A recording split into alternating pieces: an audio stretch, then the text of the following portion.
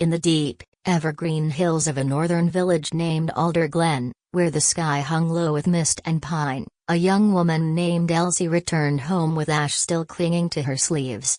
At 27, she was no stranger to hard work. Her hands, scarred and calloused, were shaped by years of laboring at the Northport Artisan Guild, a place where only the most determined metalworkers were molded into masters. She'd spent 5 years there, earning her artisan mark, spending sleepless nights forging sculptures from iron, shaping copper into roses, and etching meaning into every stroke of her chisel. But the day she returned wasn't one of triumph. The forge was cold. The garden was overgrown. And the cottage, the one she had always called home, stood quiet under a veil of mourning. Helena, her mother, had died just a week before. Alder Glen had gone still that day, as though the forest itself recognized that a great fire had gone out. Helena had not only been a master blacksmith but a protector, a guide, and a woman whose warmth was unmatched. The villagers called her the Flame Keeper, not just for the fires she stoked in the forge, but the way she ignited courage and comfort in everyone around her. Elsie could still hear the rhythm of her mother's hammer striking anvil in the back of her mind. A strong, steady song that once lulled her to sleep as a child and woke her at dawn as a young apprentice. The forge sat behind the cottage, a squat stone building with arched windows and a large wooden door etched with protective runes. The last time Elsie had seen a light was the day before she returned to Northport for her final term.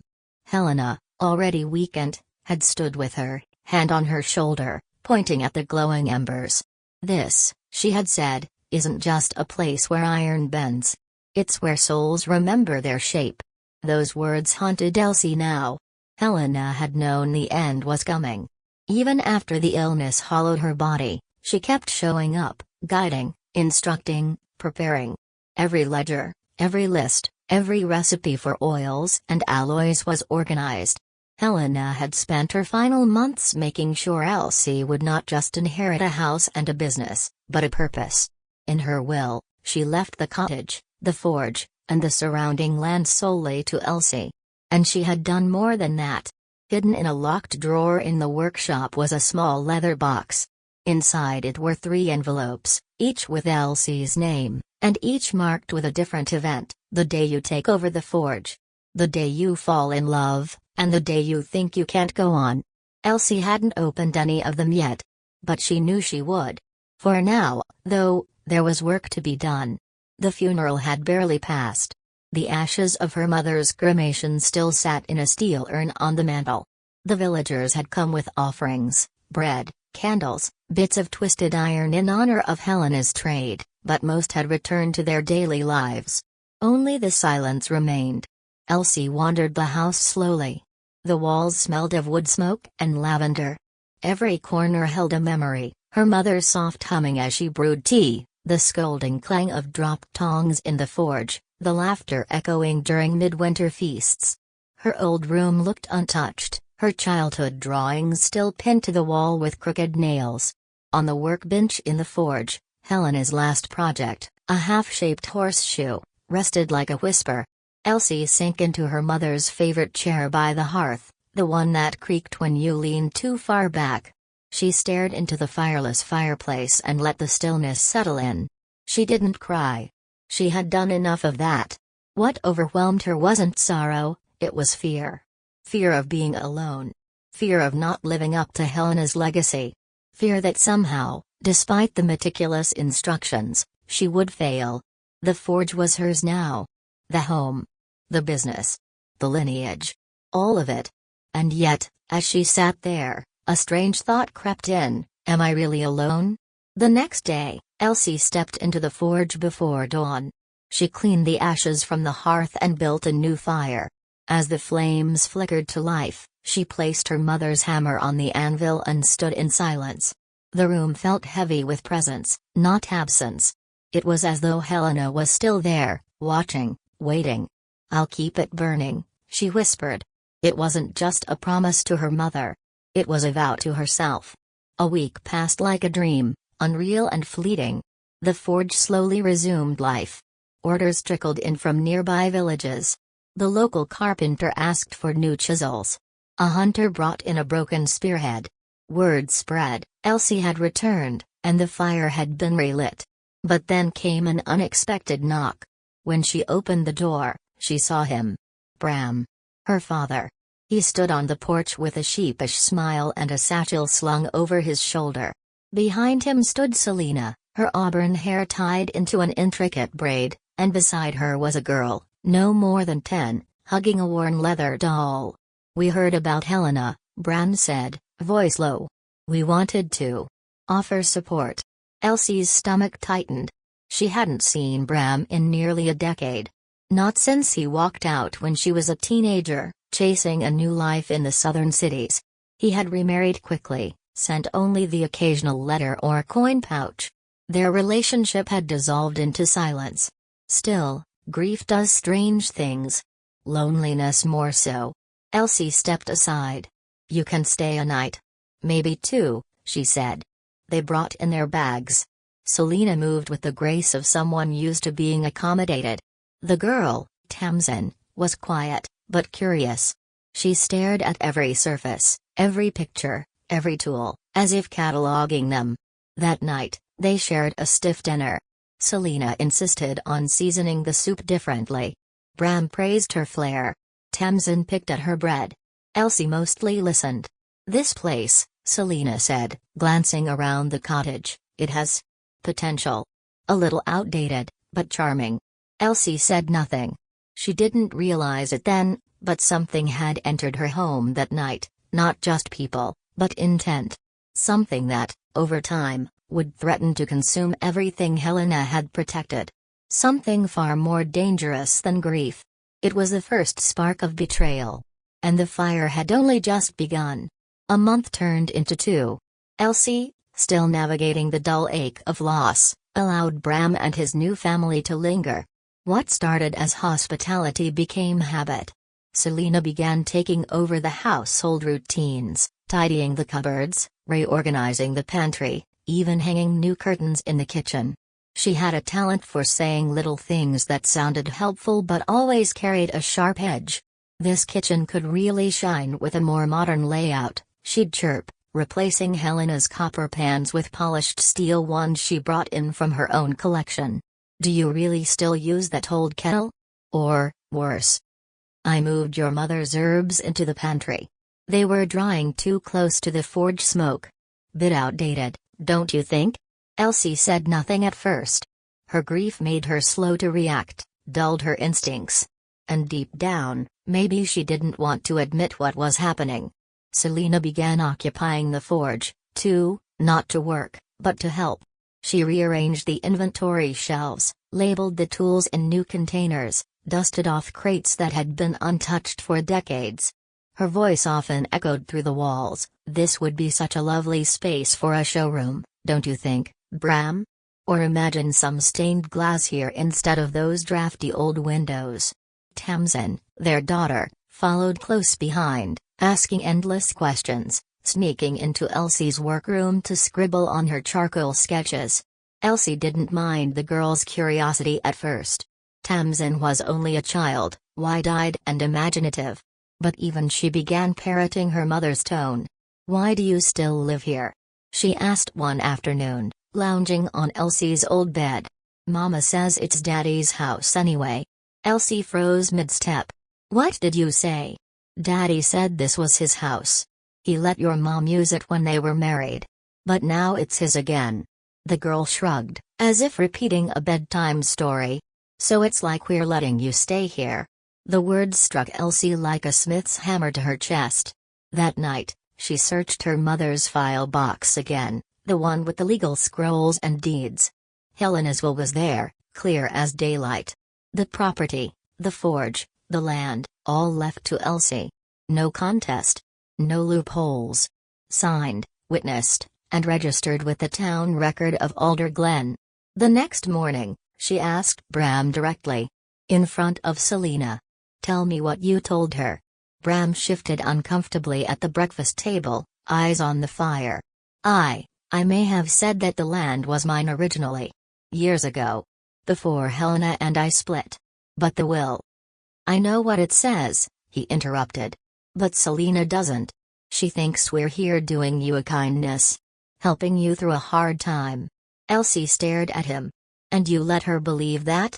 His shoulders hunched. It was easier that way.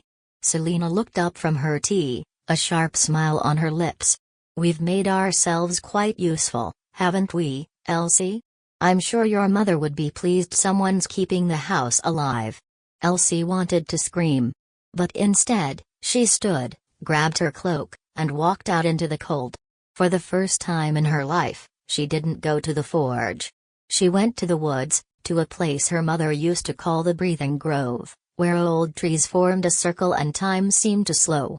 She sat there for hours, breathing, remembering, trying to gather her thoughts. She needed to return to Northport soon. Her apprenticeship had ended, and she had received an offer from the Royal Craftsmen's Guild.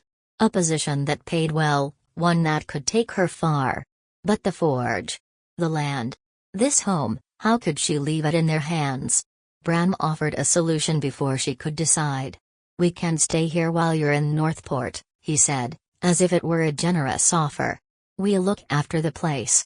Tamsin's got school here. Selina's quite good with numbers, she could help with the forge's books. You won't have to worry about a thing, Selina added, flipping eggs in a pan like it was already her kitchen. Elsie hesitated. Everything in her gut screamed no, but grief, obligation, and exhaustion dulled her resolve. Fine, she said softly. But this is still my home. Don't forget that. They smiled. She should have known then. Smiles like theirs always came with teeth. As Elsie returned to Northport, the letters from home became fewer.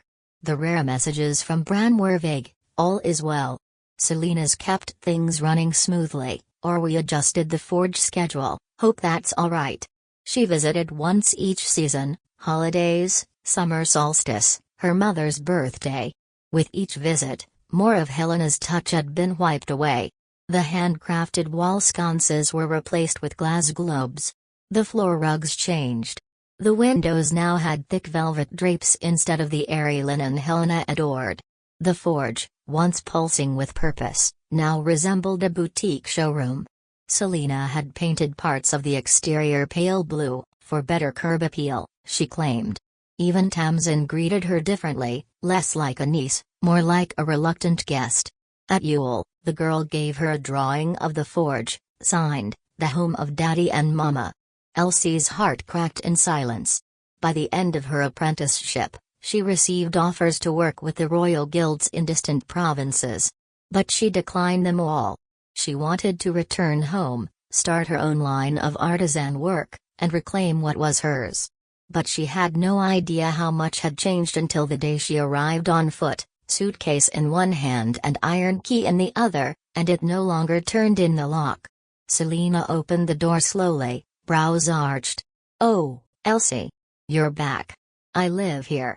A pause. Then a smile. "Do you?" Elsie pushed past her. The cottage smelled of rose perfume and cedar wood polish. Her mother's tapestries were gone. Her sketches from childhood, the ones she left on the mantel, replaced by a crystal-framed portrait of Bram, Selina, and Tamsin in front of the forge. Her forge. Her home. Her legacy. "You changed the locks?" she asked, already knowing the answer. Selina shrugged. "For security. It's what anyone would do with their home." Elsie turned to her father, who emerged from the den with a half-apologetic face. "Say it," she demanded. "Tell me what you told her. Tell me this isn't happening." Bram hesitated. His mouth opened, then closed. Finally, in a whisper, "She thinks it's ours." Elsie's fingers curled into fists. "You let her believe that? She wanted roots. I didn't think you'd mind." And there it was. Not just betrayal. But erasure. They weren't protecting her legacy. They were trying to rewrite it. The walls she grew up in were now curated with a stranger's taste. The anvil that once rang with her mother's rhythm was silent. Her voice didn't echo here anymore. But they'd made one miscalculation. They thought Elsie would let it go. They didn't know what it meant to be the daughter of a blacksmith. To have iron in your blood. They had pushed her to the edge. And soon, they'd see what happened when fire met steel. It had taken every ounce of restraint in Elsie not to lash out the moment Selena smirked at her in the hallway and said, "We've just gotten so comfortable here, it would be difficult to uproot everything now, don't you think?" The gall. The quiet confidence of someone who believed they'd already won. But what made it worse, what gnawed at Elsie's chest like rust on steel, was the silence from Bram. Her father, her blood, stood idly by as Selena replaced curtains, moved her mother's treasured rocking chair into the attic, and plastered over the hand-painted wall mural Helena had made in Elsie's childhood room. At first, the changes had been subtle. A rug here, a vase there. But after 2 years of Elsie living away in Northport, the home she returned to looked more like Selena's dream cottage than the legacy of Helena, the flame keeper. The breaking point came on a morning scented with pine smoke and frost. Elsie came down to the kitchen early, hoping to start the day before the others stirred. She wanted to sketch in silence. Reflect. Maybe find a sliver of peace in the hearthlight. But as she walked in, she found Selena standing by the fire, holding something delicate in her hands. Helena's iron rose. It was a small sculpture, no larger than a teacup, but every petal had been shaped by Helena's hands during the hardest winter of her life. It had always sat on the mantel, until Selena had it moved to a drawer. "Why are you touching that?" Elsie asked sharply, the chill in her tone matching the dawn air. Selena didn't flinch. She turned the rose in her fingers, squinting at it like it was a curiosity, not a keepsake. "I'm thinking of donating it to the village hall. They're looking for decorative pieces for the solstice display. Something that speaks of heritage. This would be perfect?" Elsie's stomach twisted. "No," she said. "That's not yours to give away." Selena raised an eyebrow. "I live here too, Elsie. We all do. This house is a shared space now. We all have a say in what represents us." "No," Elsie repeated, stepping forward, voice rising. "You don't live here. You're staying here. There's a difference. And that," she pointed to the iron rose, "was made by my mother. It's not decor.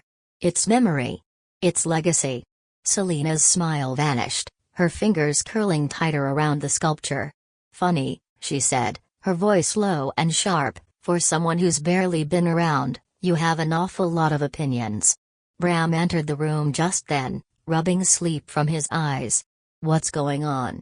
"Ask her," Selena said, tossing the iron rose onto the counter with a clatter. "She seems to think she still runs this place." Elsie turned to him. "Tell her the truth. Right now. About the deed. About the will." He opened his mouth, looked at Selena, then back at his daughter. It's complicated," he said. "No, it's not," Elsie snapped. "Mum left everything to me. The house, the forge, the land. You know that. You read the will yourself. You even signed the witness ledger." Selena narrowed her eyes. "That's not what Bram told me." Elsie didn't care anymore. "You were lied to," she said. "And you believed it because it was convenient." Selena's voice dropped into a cold whisper. "We've taken care of this place. Paid the bills. Tamsin's growing up here. You come waltzing back in like you own it." "I do own it." "Prove it." Elsie stormed to the study and returned with the scrolls from the town registrar, the will, the land deed, the blacksmith's license, all bearing Helena's name, passed directly to Elsie. She placed them on the table and stared Selena down. There was a pause, the silence tense with tension. Then Selena smiled again, tight, cold. "Well," she said. "I suppose we'll see what the village elders have to say. After all, we've been here for years. Everyone knows us. You? You're the one who left." Elsie almost laughed. The audacity was unreal. "I left to finish what my mother started. I came back to protect what's mine." But even as she said it, she knew the real battle hadn't started yet. The paper trail was hers, but the house itself? The energy inside it was shifting, poisoned slowly by years of passive manipulation and subtle trespass. Every room was rearranged, every shelf recurated. Even Tamsin now referred to it as our house. The days that followed were worse. Selina stopped pretending to be polite. Her remarks were direct and mocking. "I've noticed your tools are a bit old-fashioned. I could order some new ones. More efficient. Maybe it's time to let go of some of your mother's clutter. Bram says the forge is practically ours anyway. You're lucky we haven't rented it out while you were gone." Bram, when confronted, always offered the same excuse. "I just want to keep the peace." One evening, Elsie returned from the village to find the portrait of her mother missing from the wall above the hearth. She tore through the house until she found it in a back closet behind boxes of winter coats. When she confronted Selina, the response was simple. It didn't match the aesthetic. That night, Elsie didn't sleep. She sat at her mother's old writing desk, pen in hand, and stared at the envelope labeled, "The day you think you can't go on." She didn't open it. Not yet. But she pressed it to her heart and whispered, "I hear you, Mum." The next morning, a new insult awaited her. Her bedroom door was locked from the inside. She pounded on it, confused, until Bram appeared and muttered something about Selina needing more space for her materials. Elsie snapped. She shoved the door open with a shoulder and found all her belongings packed into crates and stacked against the wall. Her bed had been dismantled, her mother's quilt folded and placed atop one of the boxes like a farewell gift. When she turned to Bram, he simply looked away. "Maybe it's time you thought about finding your own place," Selina said casually from the hallway. "You're starting a new chapter, aren't you? Time to build something of your own." Elsie clenched her jaw. No more warnings. No more compromise. No more being quiet. They wanted a war? They'd just met the daughter of a blacksmith. And she was done being forged. Now, she was ready to strike. The morning the house went silent was the moment Elsie knew something had shifted. Not just the eerie stillness, no fire crackling in the hearth, no Tamsin humming off-key in the upstairs hallway, no clatter of Selina's teacups in the kitchen. It was the way the air felt. Still. Cold. As if the walls themselves were bracing for something. She walked through the house slowly, her steps deliberate, half expecting someone to leap out and accuse her of moving a candle holder or walking too loudly. But no one was there. Then she saw it. The rack by the front door, once stuffed with cloaks and boots, was empty. The pantry had been cleared. Even the fridge had only a jug of water and a half-used jar of mustard. A piece of parchment sat on the counter. It wasn't addressed to her. It wasn't even signed. It simply read, "We've taken a little break. We'll be back soon. Don't be here when we return." That was all. It would have been easy to crumble right then, to cry, to rage, to feel the weight of betrayal collapse onto her shoulders. But Elsie didn't crumble. She forged. That afternoon, the forge roared to life like it hadn't in years. The bellows howled, flames licking the chimney with renewed hunger. She stripped off her shawl, tied back her hair, and set to work, not to craft steel, but to reclaim her legacy. First, she opened every window in the cottage. Let the stale air out. Let the soul of the house breathe again. Then she got to work. Every item that belonged to Selina, Bram, and Tamsin, every lavender-scented pillow, every pastel painting, every polished teacup, was collected, packed, and labeled. Tamsin's toys. Selina's ridiculous ornamental vases. Bram's unused fishing rods and his stack of How to Be a Better Father books that clearly hadn't helped. All of it was methodically boxed. She placed the boxes in the storage shed out back, locked it, and slid the key into her pocket. Next, she called the locksmith. "I want every lock in the house changed today," she said. "No copies left behind. Cash up front." The man arrived within the hour, a wiry old fellow with burnt fingertips and an eye for trouble. "You throwing someone out?" he asked with a knowing grin. "Something like that," Elsie replied. By dusk, every door, window, gate, and latch had new iron locks, ones crafted in her own forge, just to be certain. The last step came after dark. She pulled out the envelope she had avoided for weeks. The day you think you can't go on. Inside was a short note, written in Helena's looping, strong handwriting. If you're reading this, you've reached the fire. Good. You're your mother's daughter. Now burn away what doesn't serve you. And remember, you don't have to earn your place. You are the place. Always have been. Elsie smiled, tears stinging her eyes, not from pain, but from clarity. By the time the moon rose, the house was hers again. It looked different. The air was cleaner. The old quilt had been placed back on her bed. Her mother's iron rose sat on the mantel, right where it belonged. She didn't sleep that night. She watched the fire. And waited. 3 days later, they returned. She heard their wagon before she saw them. The crunch of wheels against gravel. A thud as someone threw open the gate. Then shouting. Selena's voice, shrill and venomous, "She locked us out? She locked us out?" Elsie stood at the top of the porch steps, arms folded, her mother's apron tied neatly around her waist. Bram, Selena, and Tamsin stood at the bottom of the steps, staring up in disbelief. "You changed the locks!" Selena screamed. "How dare you? This is our home." Elsie didn't raise her voice. She didn't need to. "This was never your home," she said. "You were guests. Uninvited ones." Bram stepped forward, eyes downcast. "Elsie. Maybe we should talk. You've made your point, but—" "No," she cut in. "I made my choice." Tamsin stood between her parents, eyes flicking between them, then up to Elsie. She didn't speak. Selena was trembling with rage now. "You're making a mistake," she hissed. "We've been here for years. That gives us a say. Legally. I have the deed. I have the will. I have the law." "You little brat," Selena spat, storming up the steps. "You think this makes you strong? You think kicking us out makes you a hero? You're pathetic, living in your dead mother's shadow, clinging to a dying legacy like a child."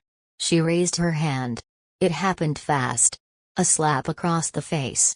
Elsie stumbled back, the sting blooming across her cheek like fire. Then Selena grabbed her arm, twisted it painfully behind her back, and shoved her toward the edge of the porch. Elsie hit the steps hard, gasping, disoriented. "Enough!" A voice shouted from across the street. An neighbor, a wiry woman named May, was standing with a basket of herbs, eyes wide. "I saw that. Someone call the constable." Another voice followed. "Already doing it." Minutes passed in a blur. Elsie sat on the steps, cradling her arm, while Bran stood frozen, as always, a man with no spine. Tamsin was crying, quiet and unsure. 2 constables arrived. They questioned everyone. May and 3 other neighbors gave statements. Selena ranted and raved, flailing her arms and shouting about squatters and entitlements. It didn't matter. The constables cuffed her. For assault, trespassing, and unlawful occupancy, one said. As Selena was dragged away, she turned to Bram. "You just stood there? After everything we built?" But Bram couldn't even meet her eyes. That evening, as silence returned, Elsie sat at the hearth with a mug of nettle tea and whispered. "Welcome home." Not to herself. To the house. To the forge. To Helena's spirit. And perhaps, finally, to the woman she had become. The days that followed Selena's arrest brought a quiet unlike any Elsie had known before. It wasn't the silence of grief, nor the strained hush of forced cohabitation. This silence was steady. Clean. Like snow freshly fallen on a slate roof. No tension humming through the walls. No footsteps she didn't trust. No whispers behind closed doors. Just the crackling of fire, the clink of tools in the forge, and her mother's memory moving through every beam and brick. The village constable had made it official. Selena was charged with assault and trespass. With multiple neighbors testifying and written proof of Elsie's ownership, the case was open and clear. She didn't press for jail time, though she could have. Instead, she filed for a restraining order. The message was simple: you don't get to erase someone's legacy and walk away like nothing happened. Bran tried to call. Once. He left a shaky message that Elsie never listened to. She deleted it before it finished playing. There was no place left for him here, not in her home, not in her future, and certainly not in her healing. And Tamsin. Sweet, confused Tamsin. Elsie thought about her sometimes. She wasn't to blame. But she was part of that world now, part of Selena's web. That door, too, would remain closed. Elsie turned inward, not to hide, but to restore. She started with small things. The tapestry Helena had made from scraps of forge cloth, stitched with symbols of protection and memory, was rehung above the fireplace. She retrieved the wooden dining table, burnished by time and so many family dinners, from the cellar where Selena had shoved it. Her mother's favorite teacups, mismatched but full of stories, were placed back on the shelf. The garden came next. The uniform hedges Selena had installed were yanked out by their sterile roots and replaced with rows of lavender, basil, and wild roses. Pink ones, Helena's favorite. Each bloom felt like a tiny breath returned to the land. Then, one cold morning, Elsie lit the forge. Not just to warm the shop, but to revive it. She sorted tools. Repaired the bellows. Scrubbed the work tables until the steel gleamed. She hung a new sign on the outside gate. Flamekeeper Forge, in honor of Helena. Open by appointment. Custom work available. Word spread quickly through Alder Glen. First came the local carpenter, needing a new chisel set. Then the village guard, whose swords had dulled with time. Soon, merchants from neighboring towns came asking for engraved signs, decorative hinges, ceremonial blades. Elsie's work was strong, but not just strong. It had soul. She forged not for profit, but for purpose. Each item told a story. And that, more than anything, brought people back. One late afternoon, a stranger knocked at her shop door. A woman around her age, with ink-stained fingers and an apron dusted in parchment shavings. "Nina," she said, offering a soft smile. "I'm the new historian at the archive house. I've heard a lot about you." Elsie arched an eyebrow. "Good things?" "Mostly," Nina laughed. "But the interesting ones are always mixed." They shared tea that day. Then another the next week. And then dinners. It wasn't fast. Nothing meaningful ever is. But it was easy. And in the ease, Elsie found a kind of healing she didn't know she still needed. Nina didn't see her as the blacksmith's daughter, the girl who survived betrayal, or the local headline. She saw her as she was, thoughtful, steady, a little rough around the edges, but true. The bakery Helena once dreamed of reopening still stood a few streets over, its windows dusty but intact. Elsie had passed it every week since Selena's removal, wondering if she'd ever find the courage to walk through the door. One morning, she did. Inside was silence, cobwebs, and the scent of memory. On the back wall still hung Helena's framed recipe cards, apple cider tarts, lemon lavender scones, molasses bread. Elsie stood there for a long time, breathing it in. She didn't plan to reopen it as a bakery, not yet. But she dusted the place, cleaned the counters, and opened the front windows just enough to let the light in. One step at a time. The house no longer felt haunted. It felt lived in. Honest. Like it belonged to someone who had fought for it, and won. At night, Elsie sat by the fire, sketching new forge designs, planning garden rows for spring, or simply watching the flames and sipping from her mother's cup. And every so often, when the wind passed through the eaves just right, she could hear it. The steady ring of a hammer on iron. Her mother's hum, soft and sure. And the whisper of a promise kept. You don't have to earn your place. You are the place.